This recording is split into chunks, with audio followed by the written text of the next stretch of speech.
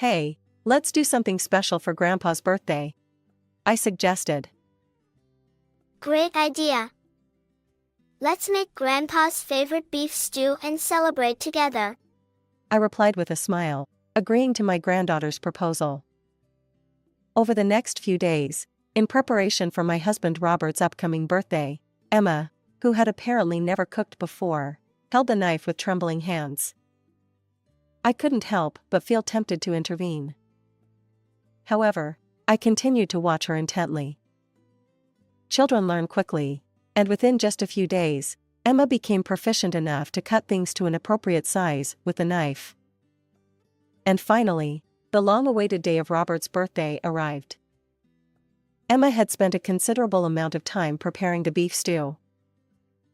When I asked Robert to taste the beef stew that Emma had spent a long time preparing, he happily took a bite, his expression filled with joy. He tilted his head slightly, then calmly stood up, carrying the bowl toward the kitchen sink. I watched curiously, furrowing my brow as he approached the disposal unit. After a brief pause, Robert returned. I couldn't help but express my frustration. Robert, she spent 5 hours making that beef stew. Why did you dispose of it? Apologize. I made a slightly sulky remark, but deep down, I was genuinely angry. Even if there were some complaints about the taste, was it really necessary to throw it away? A little extra seasoning adjustment could have easily fixed it. Robert looked at me, surprise evident on his face. Did you eat any of this? Huh? No, I didn't. I replied, puzzled. Quietly, Emma stepped closer to Robert and whispered in the tiniest voice. Thank you, Grandpa. I sat there, genuinely bewildered, as Robert softened his expression, nodding slightly. My name is Nancy, and I'm 54 years old. I live with my kind but somewhat timid husband, Robert, and a recently adopted kitten. I manage a locally beloved beauty salon that I inherited from my parents. The salon thrives due to its prime location and the support of our community. Our beauty salon doubles as our home. We use the first floor for the salon and the second floor as our living space. Lately, I've been reconsidering keeping the kitten confined to a cage on the second floor while I work. Whenever I hear faint noises from upstairs, I wonder if it's unfair to keep the kitten locked up. A few days after adopting the kitten, I decided to let it roam freely in the living room. As I checked on it during breaks from work, I was consistently surprised by its unexpected behavior, knocking over vases, nibbling on clothes, and more. As a hairstylist, I take pride in my technical skills, always serving clients with a smile and providing the best haircuts based on their preferences. Word of mouth has spread about our salon, attracting new customers. To avoid becoming complacent, I regularly attend seminars and workshops to enhance my hairstyling abilities. Balancing work and family time is essential to me. My husband, Robert, and I have supported each other without major arguments since our marriage. Despite Robert being 2 years older, I admit I lean on him quite a bit. As a hairstylist, I'm confident in my technical skills, but managing various salon inventory items like shampoos has never been my strong suit. I've left that task to Robert. He's efficient in handling phone reservations, and he even set up online booking, which I believe has contributed to attracting new clients. Robert has a gentle personality, albeit a bit timid. When I fell in love with an American shorthair kitten at the animal shelter and pleaded to adopt it, he hesitated but eventually agreed. However, despite having a new kitten in the house, he avoids touching it. I'm not great with animals, he explains. Always from a safe distance, he observes the kitten. Well, even if he claims to be uncomfortable, I'm sure he'll warm up to our furry family member eventually. With that in mind, I didn't worry too much. I spontaneously named the kitten Lily. In our neighborhood, our son Michael, his wife Samantha, and our precious granddaughter Emma live harmoniously. Young Emma still clings to me, and every time she begs to spend more time with Grandma, I find myself struggling with my relationship with Samantha.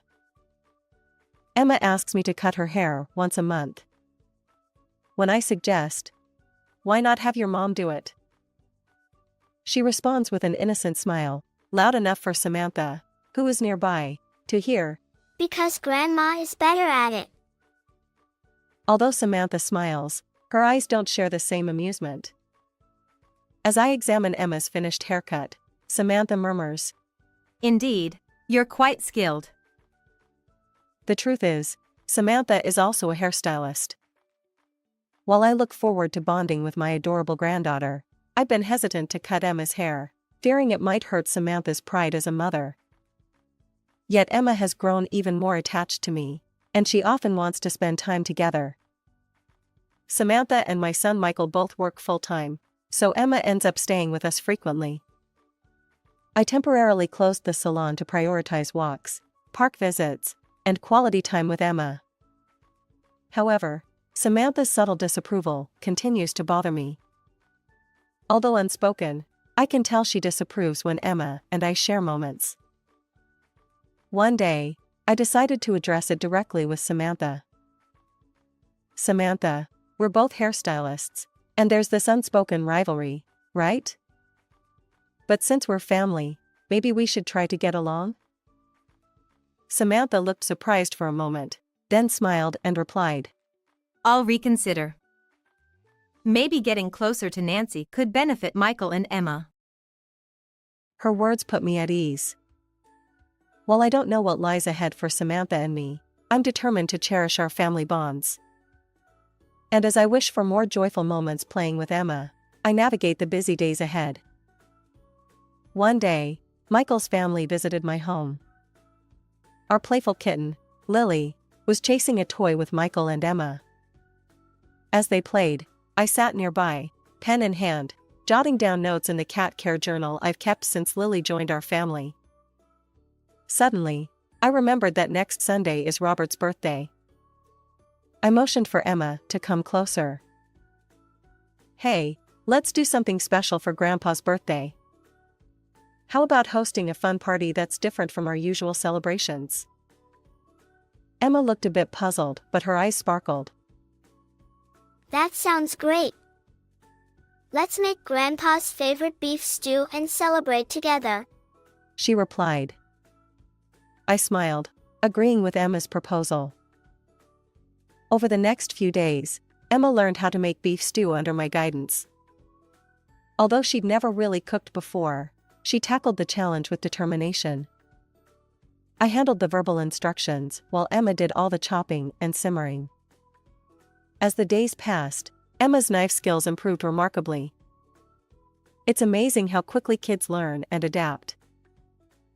Finally, the eagerly awaited day arrived, Robert's birthday. I sent Robert out with a playful, "Go somewhere until evening." I invited Michael's family over. When I asked Emma if it was okay for her to handle making the beef stew, Samantha, who was standing nearby, hugged Emma's shoulder and smiled. Actually, she has been eating beef stew almost every day until now. She's become quite obsessed with making it, and today, she wants to cook a stew with incredibly deep flavors by simmering it for a very long time. Oh, that's quite ambitious. Stirring the pot continuously to prevent burning is also a lengthy process. So, I'll be in the kitchen with Emma. Nancy, could you handle the decorations and maybe pick up the cake? I thought it was an excellent idea and nodded appreciatively. As I expressed my gratitude with a smile, I entrusted Emma and Samantha with the beef stew preparation. Meanwhile, I stepped out for the decorations and cake pickup. When I returned, the aroma of the beef stew filled the room. It smelled absolutely delicious. As I headed toward the kitchen, I noticed Emma standing alone, gazing at the beef stew pot. Something seemed off about her expression. Her eyes appeared slightly teary, and she looked nervous. "Emma? What's wrong?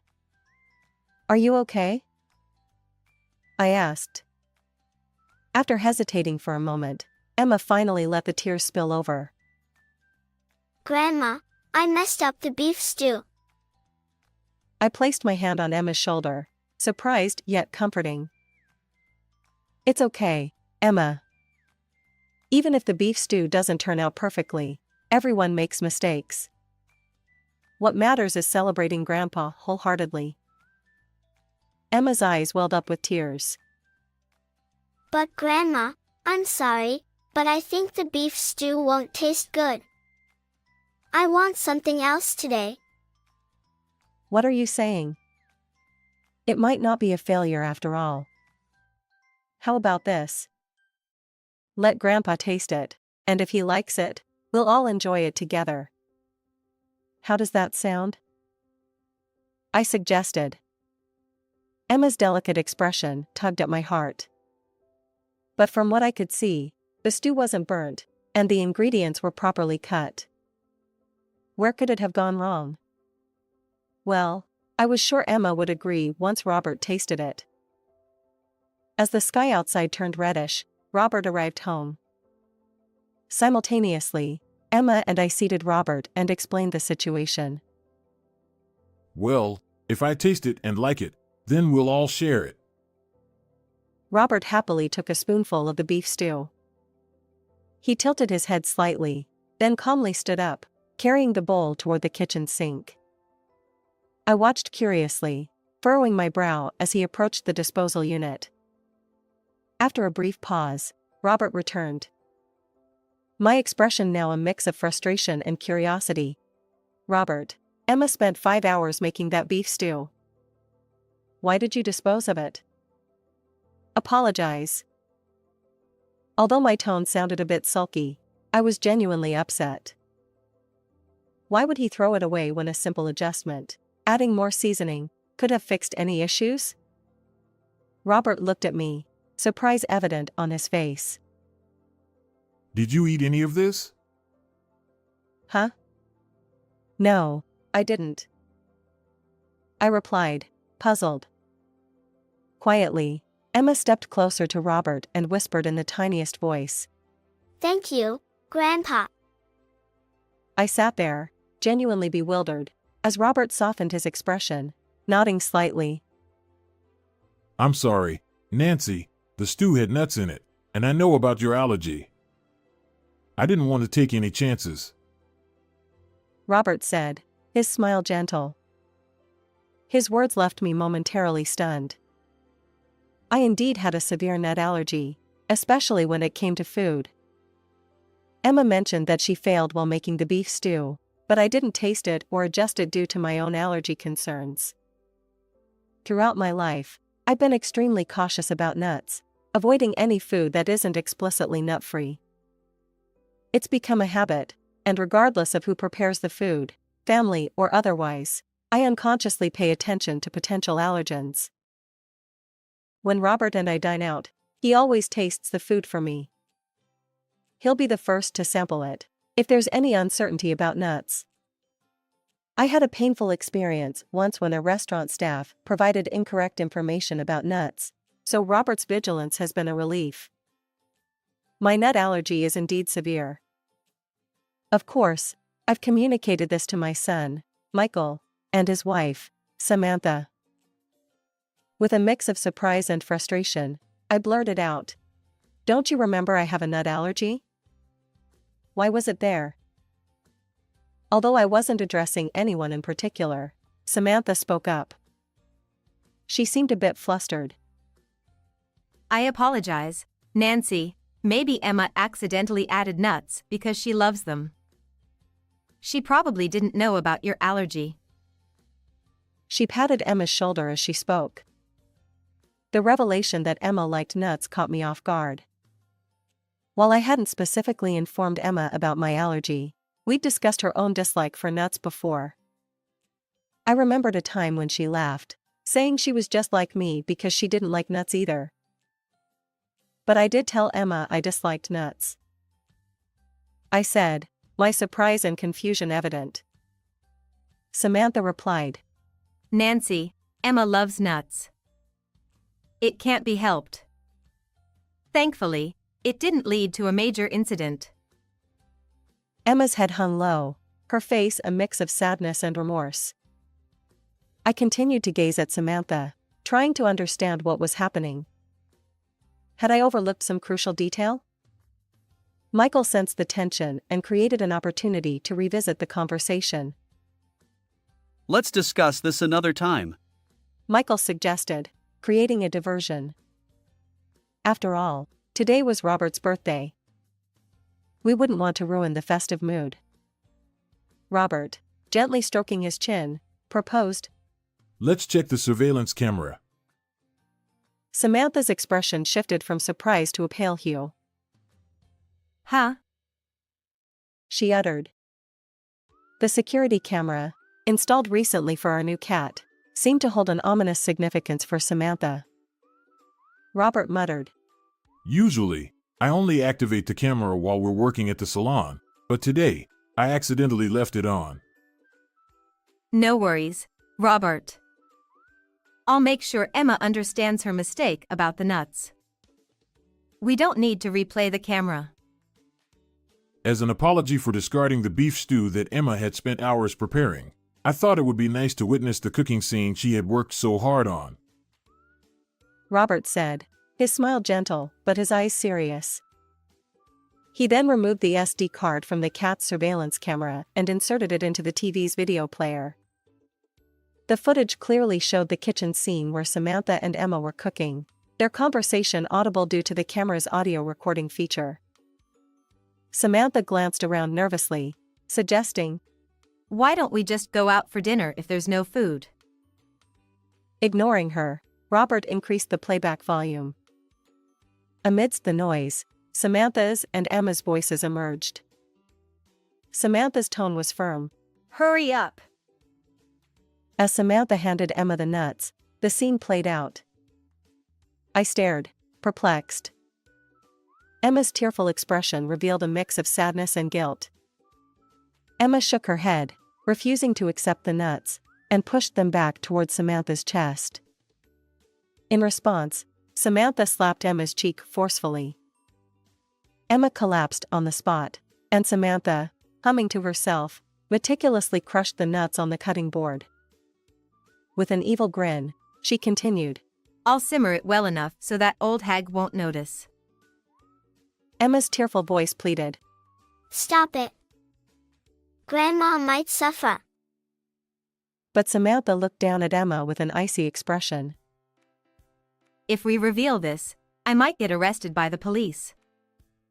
Are you okay with that? No, but... It's fine. I just wanted to play a little prank on Nancy.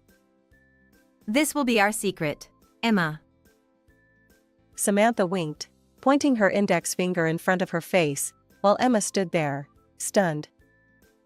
As Samantha dropped the crushed nuts into the beef stew pot, she did this knowing full well that if I were to consume it, I would have a severe allergic reaction.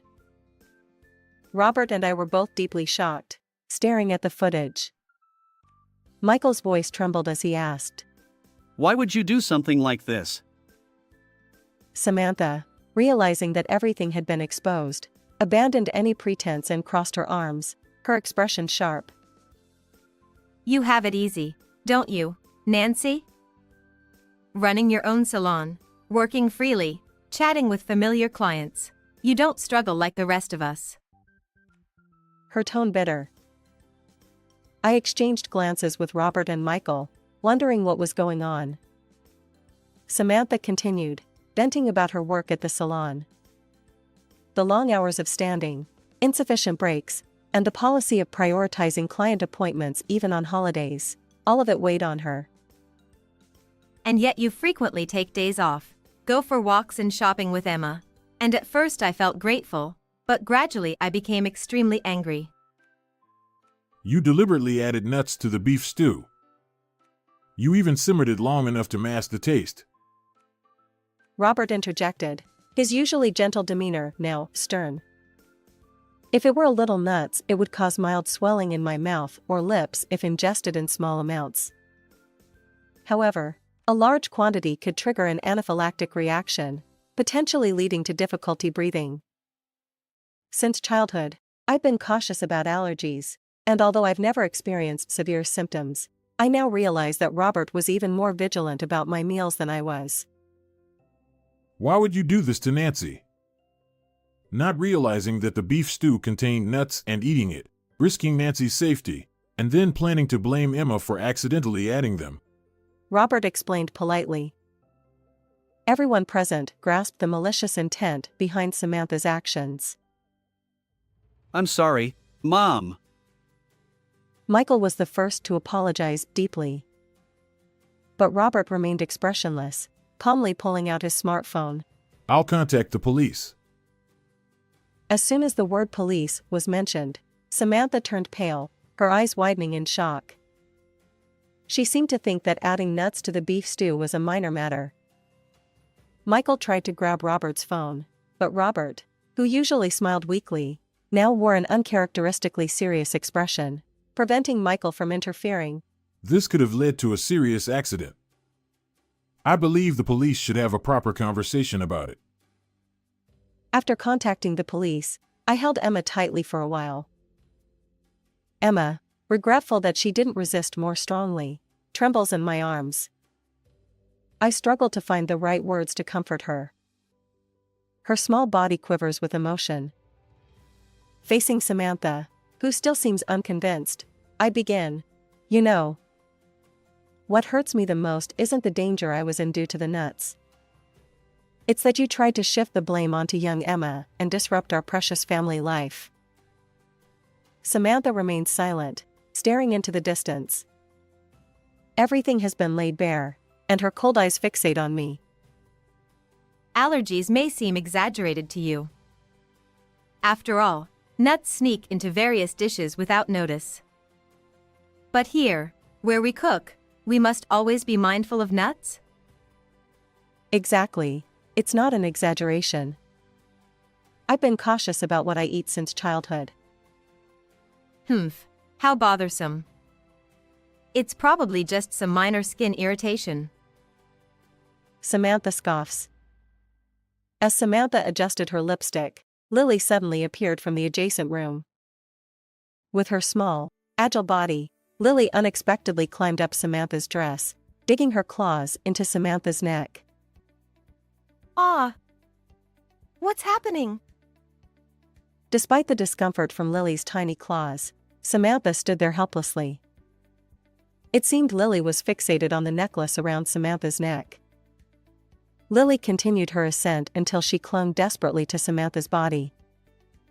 Then, out of nowhere, Samantha let out a massive sneeze. Startled, Lily clung even harder, refusing to be shaken off. The sneezing fit persisted, and Samantha struggled to disentangle Lily's claws from her clothing. Michael stepped in, scooping Lily up. Meanwhile, Samantha sat down, coughing and wheezing. Tears welled up in her eyes as she pressed her chest, trying to regain her breath. I gently rubbed her back and asked, "Are you okay?" She nodded after a few deep breaths. "I think it's probably a cat allergy. Similar to hay fever symptoms, but have you ever experienced this before?" Samantha shook her head slightly, pressing a tissue to her nose, and left the room. Returning from washing her face at the sink, she glared resentfully at Lily while drying her face with a towel. Robert lifted Lily gently, stroking her head. Come to think of it, I'd never seen Robert hold Lily like this before. Despite being so small and adorable, Robert seemed to have been afraid of Lily. But now, he cradled her against his chest as if she were a precious baby. Allergies can manifest in various ways, big or small, but they can be incredibly distressing for the person experiencing them. Perhaps you thoughtlessly added nuts to the beef stew, but I want you to fully understand the weight of your actions. Samantha continued to cough intermittently. Soon, 2 police officers arrived at the house, mediating the dispute. Before discussing the specific crime of knowingly adding nuts to the beef stew, which could cause an allergic reaction, The conversation turned to what kind of response I, the potential victim, am seeking from Samantha. Samantha is my dear son's wife. I don't want to blow things out of proportion, but I do want her to properly reflect on what she should. I conveyed it earnestly. The speech of the seemingly seasoned male police officer was very calm, and Samantha, looking utterly exhausted, gradually revealed the sequence of events and her own feelings. It became evident that Samantha had been attempting to harm me through Emma on a daily basis and had treated Emma harshly when Emma resisted. For Michael, who had been listening nearby, this confession came as a complete surprise, and a few months after this incident, he initiated divorce proceedings. Michael said to me with a look of longing, "I dreamed of running a beauty salon with my spouse, just like Mom and Dad, and it made my heart constrict with empathy." A year has passed since then. Regarding the incident with the nut-infused beef stew, I refrained from turning it into a criminal case or pursuing legal action.